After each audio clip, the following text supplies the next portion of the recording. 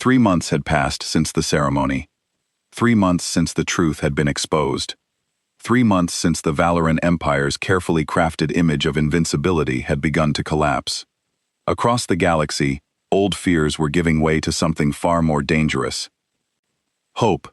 Worlds that had lived under Valarine rule for centuries were beginning to question their masters. Some whispered about rebellion. Others openly demanded freedom. The Empire responded with threats. But for the first time, the threats no longer worked. Desperate rulers make desperate decisions, and the Valoran Emperor made the most dangerous decision of all. If they could not preserve their empire, they would destroy the civilization responsible for its collapse. Earth. A priority transmission reached Earth Command. Admiral Dejo opened the encrypted report aboard the battleship Absolute Resolve. As the intelligence files unfolded before him, the bridge grew silent. Agent Hune appeared on the main display. Normally calm and composed, even he looked troubled. "They're mobilizing everything." His voice carried unusual urgency. "Every combat vessel, every reserve fleet, every orbital defense group." He paused. "And they've convinced 2 allied empires to join them." A tactical map materialized above the bridge. Red icons flooded the hologram. Thousands, then tens of thousands. The computer finished its calculation. Estimated enemy strength, 40,218 warships. Nobody spoke. Even veteran officers stared in disbelief. 40,000. It was the largest armada ever assembled in recorded galactic history. Dejo slowly repeated the number. 40,000. It sounded unreal. Like something from an ancient nightmare. Lieutenant Taeyang broke the silence. "They're cornered." He expanded the intelligence report. "The evidence we released has shattered their political control." Images appeared across the display. Valoran governors fleeing angry crowds. Military bases surrounded by protesters. Entire sectors refusing imperial authority. The Kelton Confederacy officially declared independence last week. Another report appeared. The Drexes are preparing to do the same. Then another. And intelligence believes at least 12 more subject civilizations are planning open rebellion. Taeyang looked toward Dejo. "If Earth survives, the Valoran Empire won't." The realization settled heavily over the bridge. This invasion wasn't about conquest. It wasn't about revenge. It was about survival. The Empire was gambling its entire future on a single battle. It would win, and fear would rule the galaxy once again. Lose, and centuries of imperial dominance would vanish forever. Admiral Dejo folded his hands behind his back. His eyes never left the tactical display. "When?" Hyun answered immediately. 3 days. The words echoed through the silent bridge. Only 3 days. 3 days to prepare for the greatest battle humanity had ever faced. 3 days before 40,000 enemy warships reached Earth. No one spoke. Some quietly looked toward the blue hologram of their homeworld. Others thought of their families, their children, their future. Dejo finally turned toward his officers. His expression was calm, almost peaceful. "Transmit a priority alert." The communications officer nodded. "To which fleets, sir?" Dejo's answer was immediate. "All of them." Every head turned. Every patrol ship. Every reserve squadron. Every academy vessel capable of flight. He looked around the bridge. "I don't care if it's guarding a supply convoy or training cadets. If it can fly, it reports to Earth." The bridge came alive. Orders spread across human space at the speed of light. Shipyards accelerated unfinished battleships. Civilian transports were converted into supply carriers. Retired veterans volunteered without being asked.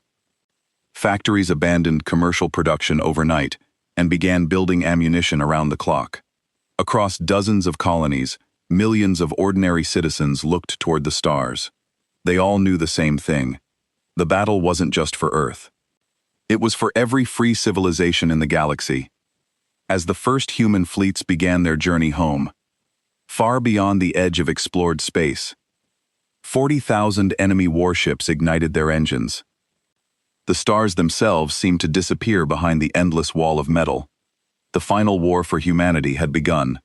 Ion answered. They're staging at the Arcturus Gate. They'll jump from there directly to Earth system. Admiral, even with our technology, the numbers are overwhelming. 40,000 against our 1,200 ships. Dejo looked at his senior officers.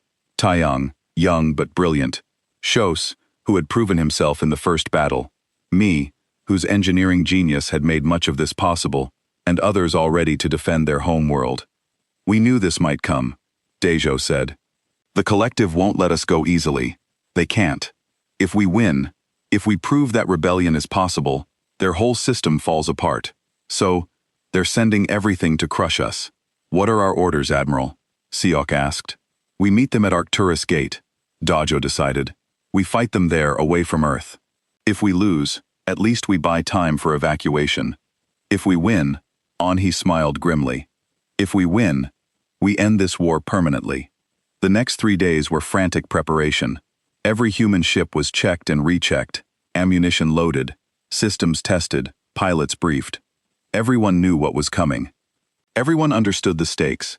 Jiho worked on the Absolute Resolve's weapon systems, making sure every gravitational disruptor was calibrated perfectly. Hana coordinated logistics, ensuring supplies reached every ship. All across the fleet, humans prepared for what might be their last battle. Nari, humanity's first psionic warfare specialist, practiced her abilities in isolation. Her powers were new, discovered only recently. Under the stress of occupation, some humans had developed mental abilities, telepathy, empathy projection, the ability to send thoughts and feelings directly into other minds. You don't have to do this, Yuna told her. Using your abilities on such a large scale could damage your mind. If we lose, my mind won't matter, Nari replied. None of our minds will matter. I'll do whatever it takes.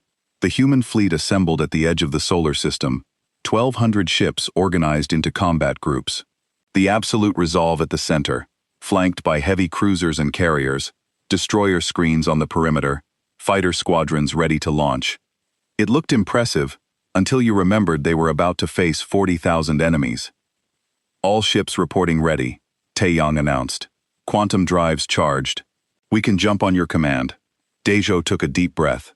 He thought about Earth, the blue planet where humanity had been born, where his ancestors had lived and died, where his grandchildren might grow up free if he did his job right. All ships, he broadcast to the fleet, were about to face impossible odds. The Valoran Empire thinks numbers will win this fight. They think they can overwhelm us with sheer force. They're about to learn why humanity survived 127 years of oppression, why we built this fleet in secret, why we never stopped fighting, even when it seemed hopeless. He paused, knowing his next words would be recorded for history. We're not just fighting for Earth. We're fighting for every species the collective has oppressed, every world held under false debt, every being who dreams of freedom. Today we show them it's possible. Today we prove that determination and intelligence matter more than numbers. Today we win. The fleet jumped to quantum space. They emerged at Arcturus Gate simultaneously, 1,200 ships appearing in perfect formation. And there, waiting for them, was the Valoran Armada. 40,000 vessels stretched across space, a metal wall that seemed to go on forever. Dear God, Seek whispered, seeing them for the first time. Emperor Thronbus broadcast a message across all channels. Humans of Earth, you have one chance to surrender. Power down your weapons. Submit to collective authority. Your rebellion ends here. Admiral Dejo replied simply. No. The Valoran fleet opened fire. Space lit up with weapons fire. 40,000 ships unleashing everything they had. Missiles, energy beams, kinetic weapons. A storm of destruction aimed at the human fleet. The human shields held. Adaptive technology absorbed the first wave of attacks, learning and adjusting, but the sheer volume was overwhelming. Some shots got through. 3 human destroyers took damage. 1 carrier shields failed. All ships returned fire. Dejo commanded. Execute Combat Plan Alpha. The human fleet moved with impossible coordination. Every ship connected through quantum communication, acting as a single organism. They didn't try to match the Valorans' firepower. Instead, they used precision and tactics. The gravitational disruptors fired, targeting the largest enemy vessels. Valorant dreadnoughts tore apart, their structure unable to withstand the molecular disruption. Each disruptor shot destroyed a ship that would have taken dozens of conventional weapons to bring down. Swarm drones launched from human carriers by the hundreds of thousands. They moved in perfect coordination, overwhelming enemy point defenses. They didn't destroy ships, they targeted specific systems, engines, weapons, communication arrays. Ship after ship went dark, disabled, but intact. Jin Woo led his fighter squadron into the chaos.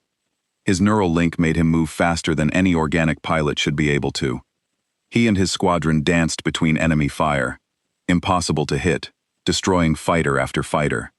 The enhanced pilots were force multipliers, each one worth 10 conventional pilots. But the numbers were still overwhelming. For every Velaran ship disabled, 2 more took its place. The human fleet was taking damage, ships destroyed, crews killed. The battle that was supposed to prove humanity's superiority was turning into a brutal slugging match. "Admiral, we're losing ships faster than projected," Taiyang reported. "At this rate, we'll be overwhelmed in 40 minutes. Dejo looked at the tactical display. They were winning individual engagements. Human technology was superior, but there were simply too many enemies. Victory through conventional combat was impossible. "Activate the Nari protocol," he ordered. Nari sat in her chamber, deep in the absolute resolve, surrounded by neural amplifiers. She had been preparing for this moment. Her abilities, enhanced by technology humanity had developed specifically for this purpose, could reach across vast distances. She opened her mind. 40,000 enemy ships, millions of enemy crew members, all of them focused on destroying humanity. Nari reached out to them with her consciousness, amplified by the machines around her, until her thoughts could touch every mind in the enemy fleet. And she showed them fear. Not manufactured fear, real fear. The fear humanity had felt for 127 years. The fear of children growing up in chains. The fear of parents watching their kids learn to be servants. The fear of an entire species wondering if they would ever be free. She showed them what they were doing, made them feel what their victims felt, made them understand, really understand what the collective had done to countless species. The effect was immediate. Across the Velaran fleet, crew members hesitated, questioned their orders. Some refused to fire, others abandoned their posts. The massive armada's coordination began to break down. Nari pushed harder despite the pain building in her head. She broadcast images of the evidence humanity had gathered, the corruption, the false debts, the deliberate enslavement of species that should have been free. "You're not defending your empire," her thoughts whispered to millions of minds. "You're defending slavery. You're fighting to maintain a system built on lies and oppression. Is that really worth dying for?" The Valorant fleet attack faltered. Ships stopped firing. Entire squadrons powered down their weapons. Confusion spread through their ranks. Emperor Throwon, watching from his flagship, realized what was happening. "It's the human psionic. Blocker signal. Filter alt. Too late." His own crew members were looking at him with new understanding, seeing him not as a glorious leader, but as what he really was, a tyrant, a slaver, someone who had sent them to die to protect his power. Admiral Dejo saw the opening. All ships ceasefire broadcast on all channels. His message went out to every ship in both fleets. "Valoran soldiers, we don't want to kill you. We never did. We just want our freedom. The freedom you're fighting to deny us. Think about what you're doing. Think about who benefits from this war. Then decide if you really want to continue." The Valoran fleet broke, not all at once. Gradually, ship by ship, they powered down weapons. Some turned and left, others stayed, but refused to fight. The massive armada, the largest force ever assembled, fell apart, not through destruction, but through doubt. Emperor Thronvus tried to rally them. The news spread across the galaxy faster than light itself. Quantum communication networks carried the story to every inhabited world within hours. Humanity, the enslaved species, had defeated the collective. The impossible had happened. Erin stood in the Galactic Senate building on the neutral world of Concordia. She had been chosen as humanity's new ambassador, specifically because she had spent decades studying galactic politics. She knew every law, every treaty, every loophole. Now she would need all that knowledge. The Senate chamber was enormous, built to accommodate representatives from 300 species. Today, it was packed. Everyone wanted to see the human who had the audacity to demand a hearing immediately after humiliating the collective. Ambassador Aaron of Earth, the Senate chairman announced. He was a Calarian, a species known for strict neutrality. You have requested emergency session to address the Senate. You may speak.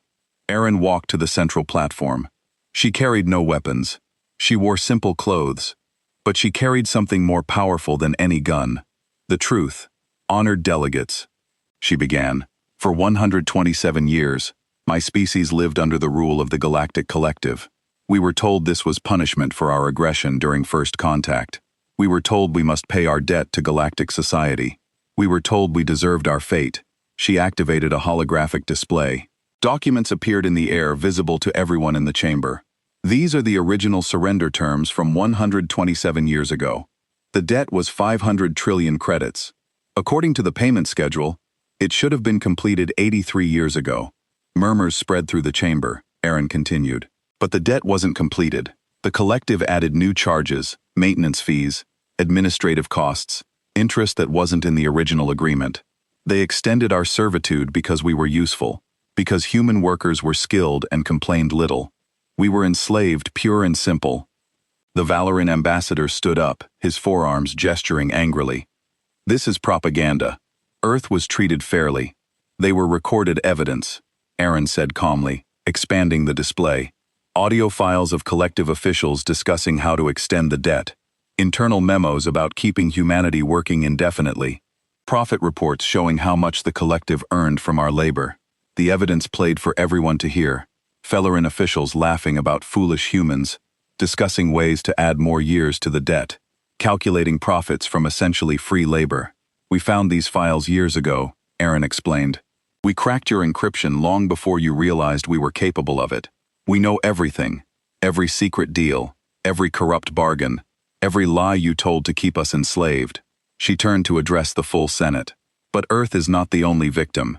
The collective holds 16 other species under similar debts. The Kellans, the Drexes, the Torvan people, all under extended servitude that should have ended decades ago. All kept working because they were profitable. The chamber erupted in noise. Representatives from the mentioned species stood up demanding answers. The Valorant delegation looked increasingly desperate. Erin waited for silence, then continued. We fought for our freedom. We built weapons in secret. We prepared for this moment for over a century. Some will say we were deceitful, that we should have negotiated. But you can't negotiate with slavers who have no intention of honoring their agreements. Back on Earth, Hun sat in a secure command center, monitoring communications from across the galaxy. He led humanity's intelligence division, the organization that had spent decades breaking collective encryption and gathering evidence. Ambassador Erin is doing well, reported one of his analysts. Public opinion is shifting. The Orion Alliance has released a statement supporting our position. 3 neutral worlds have done the same. What about the collective response? Hun asked. They're scrambling. The Valeran Empire is calling for a military coalition against Earth. But so far, only 2 species have agreed. Most are waiting to see what happens. He unstudied the strategic display. They're isolated. The evidence we released has damaged their credibility. Keep monitoring their communications. If they plan military action, I want to know immediately. The analyst hesitated. Sir, we're picking up interesting chatter from the subjugated species, the ones held under false debts like we were. They're asking questions, getting organized. Good, Hun said. That's exactly what we hoped for. Forward any requests for assistance to the appropriate channels. If they want to follow our example, we'll help them. On the diplomatic station orbiting Concordia, representatives from the Orion Alliance requested a private meeting with Erin. She met them in a secure chamber, accompanied by Yuna as her aide. The Orion representative was a tall being, with silver skin and large eyes. Ambassador Erin, the Alliance has reviewed the evidence you presented. We find the collective's actions unacceptable. We appreciate your support, Erin replied carefully. We offer more than support, the representative continued. The Orion Alliance wishes to establish formal relations with Earth, trade agreements, technology exchange, mutual defense pact. Yuna leaned forward. In exchange for what? Honesty, the representative said. We've seen what your species can do. Your technology surpasses collective standards. We want partnership, not confrontation. The collective has dominated galactic politics for too long. It's time for a new balance of power. Erin considered this. The Orion Alliance was powerful, second only to the collective itself. An alliance with them would protect Earth from retaliation, but it would also draw humanity into galactic politics on a much larger scale. We'll need to discuss this with our government, she said. But Earth is open to friendship with all peaceful species. Meanwhile, on the Valoran homeworld, Emperor Thrawn Vass faced his war council. The room was tense. The Empire had never suffered such humiliation. The humans made us look weak, one general said. If we don't respond with force, other species will think they can challenge us too. We tried force, another general replied. They destroyed our fleet in 11 minutes. What makes you think a larger attack would succeed? Because we'll bring overwhelming numbers, the first general insisted. Every ship the Empire can muster. We'll crush them before they can deploy their technology against us. Thrawnvis listened to his advisors argue. Part of him wanted revenge, wanted to see Earth burn for its insolence. But another part, the part that had kept him alive and in power for 50 years, recognized reality. How many species have responded to our call for a coalition? He asked. His intelligence officer answered reluctantly. 2, Emperor. The Draxians and the Zulkar. Everyone else has declined, or hasn't responded. Because of the evidence the humans released, Thrawnva said. They made us look like slavers, like criminals. Half the galaxy thinks we got what we deserved, which is why we must act quickly. The war general insisted. Before more species turn against us, we gather our forces and strike Earth with everything we have. Show the galaxy that the collective is still powerful. Or, Thrawn said slowly, we acknowledge reality.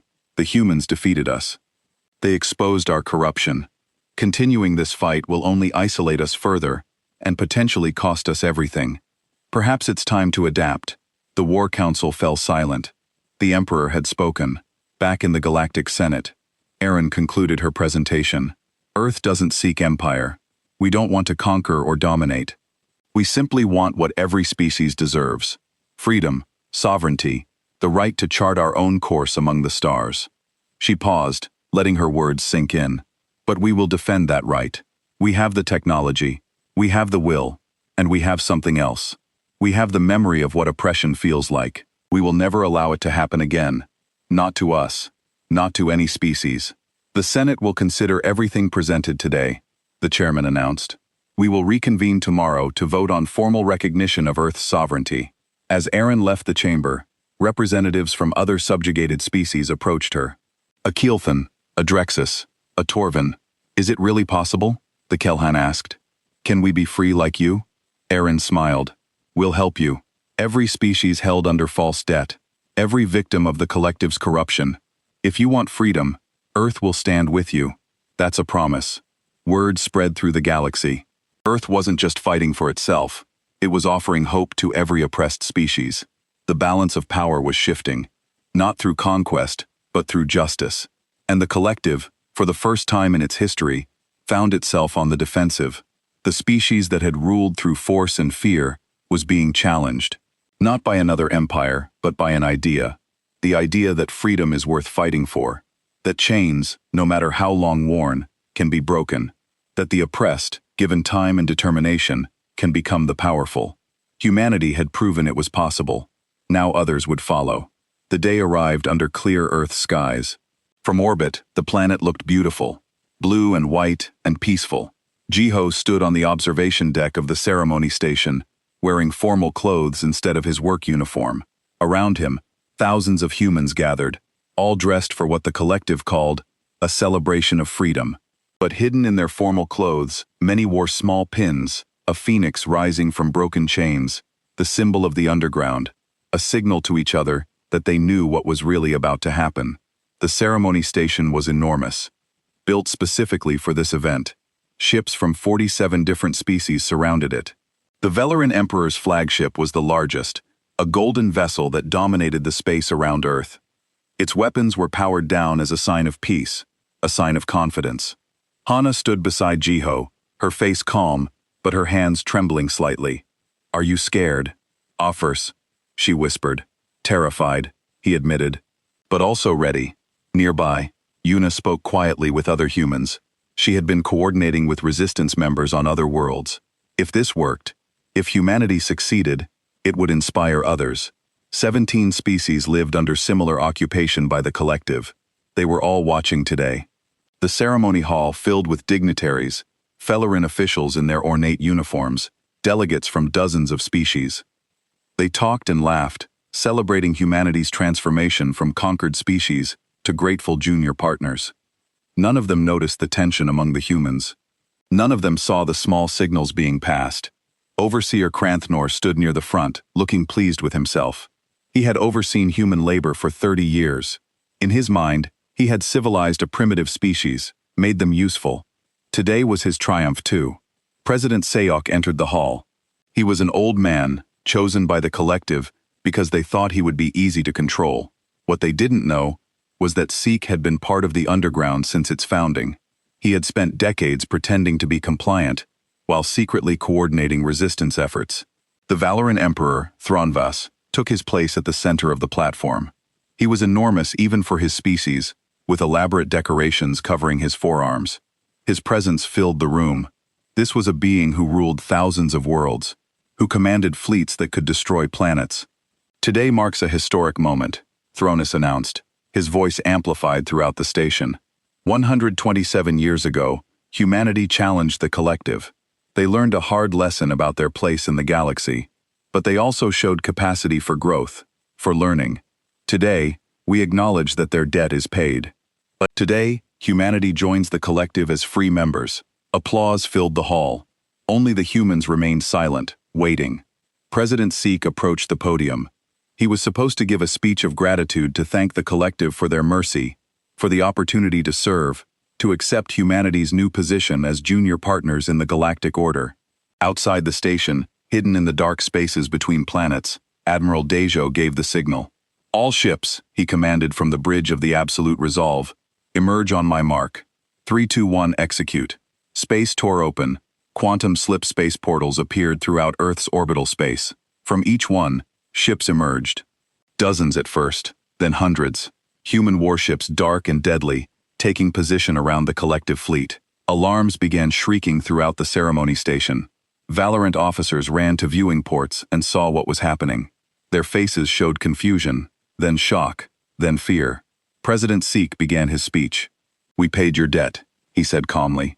"Every credit, every resource, every year of forced labor. According to your own laws, we have fulfilled our obligations completely." Thronus rose from his seat, his expression furious. "What is the meaning of 'I'm not finished'?" Sekok interrupted. The entire hall went silent. No one interrupted the Valoran Emperor ever. For 127 years, you held us in chains. You took our freedom, our dignity, our future. You believed we would accept this forever. You were wrong. On the tactical displays throughout the station, everyone could see the human fleet. The collective ships were completely surrounded. The Absolute Resolve positioned itself directly above the Emperor's flagship, its massive weapons powered and aimed. "You taught us to build your weapons," Sok continued, "to maintain your ships, to operate your technology. You never considered that we might use that knowledge for ourselves. That was your first mistake." Craner pushed forward through the crowd. "This is treason. You were given freedom. We were enslaved." Hana spoke up from the crowd. "Don't pretend otherwise. You held us under an impossible debt and extended it whenever you wanted. We found the records. The original debt should have been paid 80 years ago. You kept us working because we were useful." More evidence appeared on the hall's main display. Documents showing how the collective had manipulated debt calculations, how they had added false charges, how they had never intended to let humanity go. Yuna stepped forward, activating a communication device. "We've sent this evidence to every independent species in the galaxy. The Orion Alliance, the Free Traders, the Neutral Worlds. Everyone now knows what the collective did. Not just to us, but to 17 other species, held under similar false debts." "Enough," Thronvas roared. He activated his command console, sending orders to the collective fleet. "All ships, destroy these human vessels. Show them the price of rebellion." The Valoran warships powered their weapons. The other collective species followed orders, targeting the human fleet. For a moment, it seemed like a massacre was about to begin. Then the human ships opened fire. It wasn't a battle, it was a demonstration. The gravitational disruptors activated, targeting 3 Valoran destroyers. The massive ships simply came apart, torn into pieces by forces that disrupted their molecular structure. The debris scattered into space, silent and deadly. Swarm drones launched from human carriers, thousands of them, moving in perfect coordination. They overwhelmed collective point defense systems, striking with precision at weapon systems and engines. Ship after ship went dark, disabled, but not destroyed. The Absolute Resolve fired a single shot, a beam of concentrated dark matter that passed through a collective cruiser's shields like they weren't there. The ship's power core overloaded, and the vessel went dead in space. Its crew unharmed, but completely helpless. On the Absolute Resolve's bridge, Suk monitored the battle. He was young for his position, but he had trained for this his entire life. His tactical display showed every collective ship, every human vessel, every weapon firing. "Target their engines and weapons only," he commanded. "We're not here to commit genocide. We're here to prove a point." The human fighters joined the battle, piloted by enhanced humans like Jin Woo. His neural link to his ship made him move with impossible speed and precision. He disabled 3 collective fighters in under a minute, his weapons precise enough to without killing. The collective fleet tried to fight back, but they were outdated, outmatched. Their weapons hit human shields and did nothing. The adaptive technology absorbed each attack, learning and adjusting. Some human ships took damage, but nothing critical. In the ceremony hall, everyone watched the displays in horror. The entire battle lasted 11 minutes. When it ended, 60% of the collective fleet was disabled. The rest had withdrawn to safe distances, unwilling to continue a fight they couldn't win. President Sook spoke again. His voice carried across every communication channel in the system. "We don't want war. We don't want to conquer. We want what you owe us. Our freedom, our dignity, our right to exist without masters." He turned to face Thronus directly. "Here are our terms. All collective forces will leave Earth's system within 72 hours. All occupation infrastructure will be dismantled. All records of our debt will be marked as paid in full. And humanity will be recognized as a sovereign, independent species, not junior partners equals." "And if we refuse?" Thronus asked. His voice barely controlled rage. Admiral Dajo's voice came through the speakers. "Then we demonstrate what these weapons can do at full power. Your choice, Emperor. Peace or annihilation." The hall was silent. The most powerful empire in the galaxy had just been defeated in minutes by the species they had enslaved, the species they had dismissed as clever servants. Finally, Thranve spoke. "The collective will consider your terms." "You have 12 hours, Shock replied. "After that, we start enforcing them." Jiho watched as collective officials filed out of the hall, their faces showing shock and humiliation. The galaxy's power structure had just shifted in 11 minutes. Hana squeezed his hand. "We did it. We did," he agreed. But he knew this was just the beginning. The battle was won. Now came the harder part, building a future. Jiho stood at the viewing port of Station Gamma 7, watching the stars beyond the reinforced glass. His hands were covered in grease from another 12-hour shift building warships for the Valoran Empire. The same empire that had conquered Earth 127 years ago. The same empire that had turned humanity into servants and laborers across the galaxy. Another long day. Anna's voice came from behind him. His sister worked 3 levels below, processing data for the collective supply chains. She looked tired, like everyone else wearing the gray uniforms of human workers. "They want the new destroyer finished by next week," Jiho said. "We'll make it happen. We always do." Hana moved closer and lowered her voice. "Did you hear? Overseer Krathnor made an announcement today. They're saying the debt will be paid in 1 month." Gio's heart jumped, but he kept his face calm. 127 years ago, Earth had tried to fight the Valoran Empire during first contact. The war lasted 6 months. Humanity lost badly. The surrender terms were brutal. 500 trillion credits. Complete military disarmament forced labor to build the collective's infrastructure. Every ship, every station, every weapon system, built by human hands for more than a century. 1 month, Jiho repeated. After all this time, they stood in silence. Around them, the station hummed with activity. Thousands of humans worked here, building the machines of their oppression. But Jiho and Hana knew something the Valoran didn't. Something the entire galactic collective had missed for over a century. Humanity had been preparing. Later that night, Jiho made his way to Section 14B, a maintenance area rarely monitored. He entered a storage room and moved a panel aside.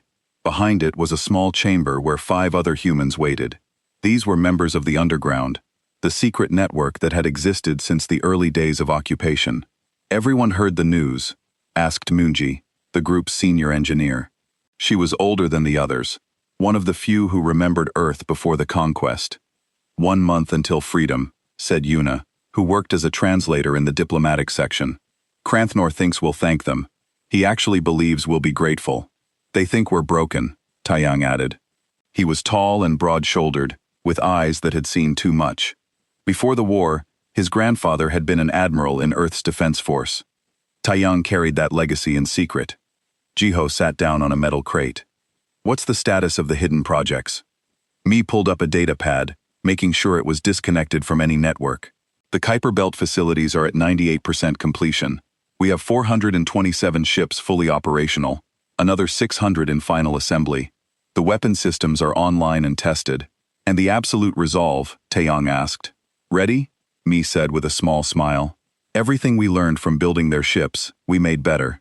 The gravitational disruptors alone could tear apart anything in the collective's fleet.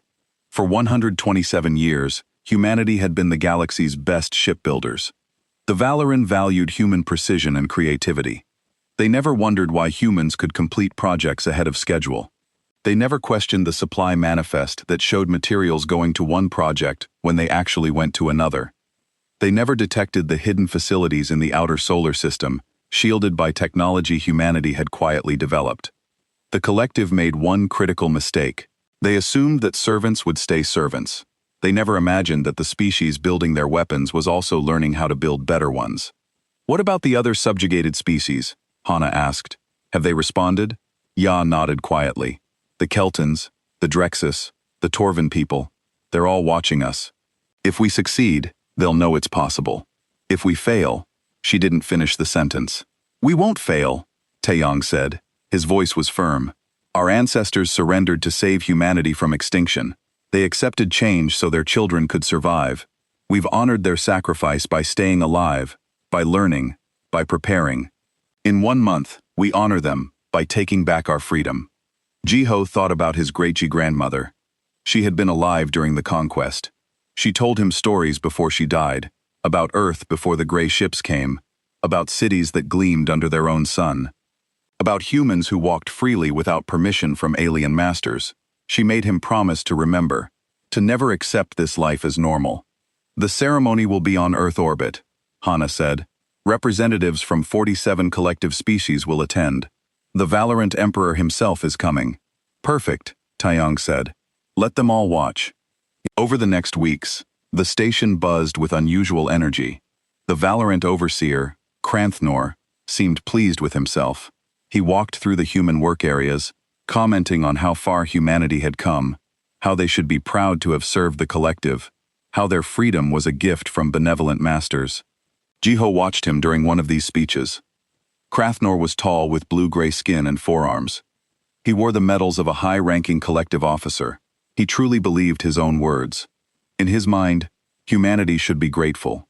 The collective had allowed them to survive, had given them purpose, had civilized them. You humans are fortunate, Kranthnor said to a gathering of workers. Many species that challenged us were simply eliminated. You were given a chance to prove your worth, and you have done so admirably. In 1 month, you will be free to join the collective as junior partners. A great honor.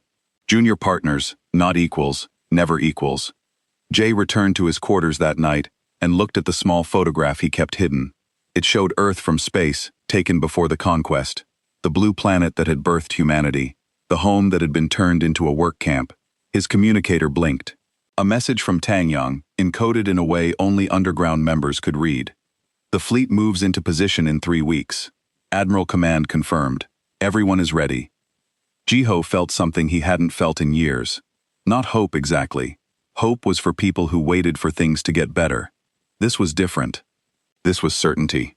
Humanity had been patient, had been careful, had played the role of servants while building something the galaxy had never seen. In 1 month, the Galactic Collective expected a ceremony of gratitude. They would get something very different. Jiho deleted the message and lay back on his narrow bed. He thought about his great-grandmother's stories. about cities under Earth. Sun, about freedom soon, he thought. Very soon, the galaxy would learn what happens when you mistake patience for weakness. When you assume chains make people weak, instead of teaching them to forge stronger steel. The countdown had begun. The transport ship moved through the darkness beyond Neptune's orbit. Officially, it carried maintenance supplies to outer system mining operations. Actually, it carried Johanna and 15 other underground members to humanity's greatest secret. Taiyang piloted the ship personally. He knew every patrol route, every sensor blind spot. For decades, humanity had mapped the collective surveillance network. They knew exactly where to go and when to move. Coming up on the facility, Taiyang announced. Through the viewport, Jiho saw nothing but darkness and distant stars. Then Taiyang entered a code, and reality seemed to shift. The quantum stealth field dropped, revealing what had been hidden for over a century. Ships, hundreds of them. They floated in perfect formation, dark and silent. Destroyers, cruisers, carriers, and support vessels. All built in secret, assembled piece by piece from materials diverted over decades. Each one incorporated everything humanity had learned from building the collective's fleet, then improved upon it. First time seeing it? Mimji asked, noticing Jiho's expression. Yes, he managed to say. I knew about it, but seeing it, we've been building this since year 15 of the occupation, Mimji explained. The early underground leaders knew we couldn't fight back immediately, so they made a plan. A long plan.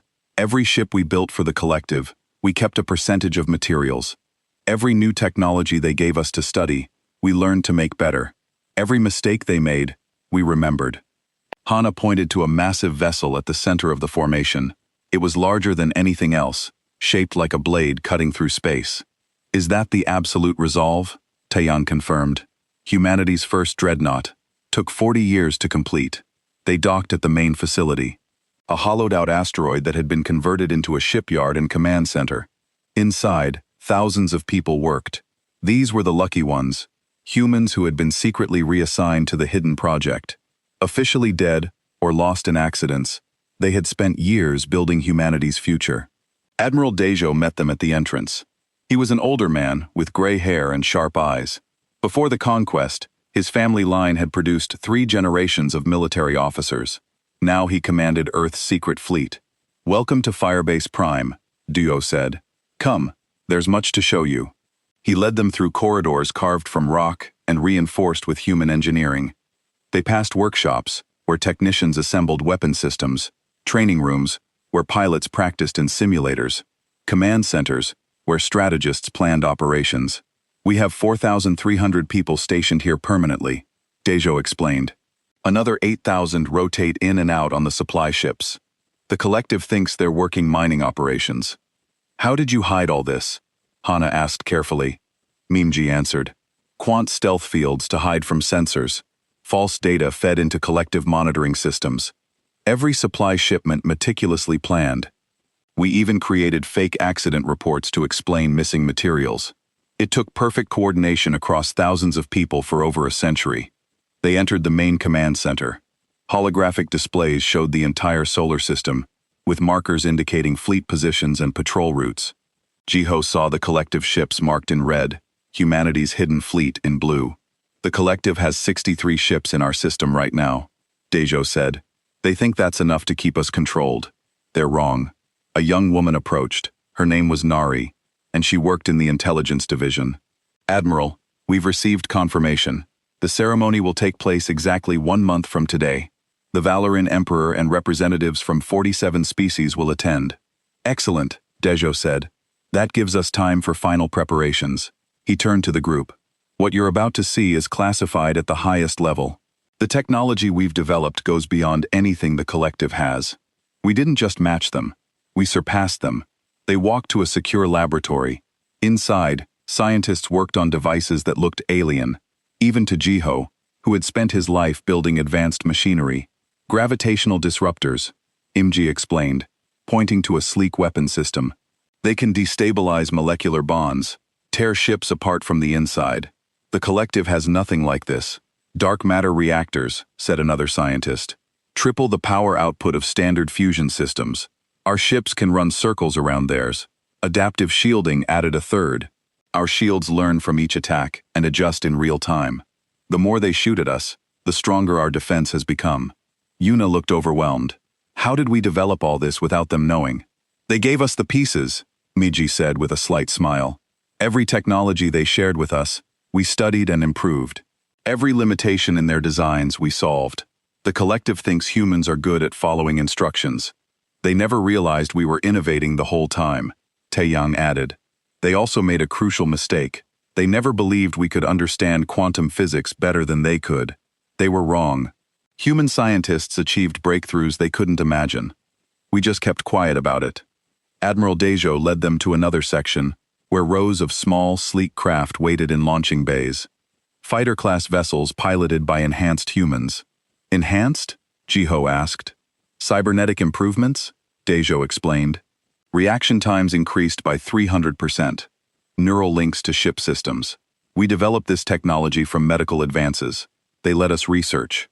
They thought we were just improving prosthetics for injured workers. They spent hours touring the facility.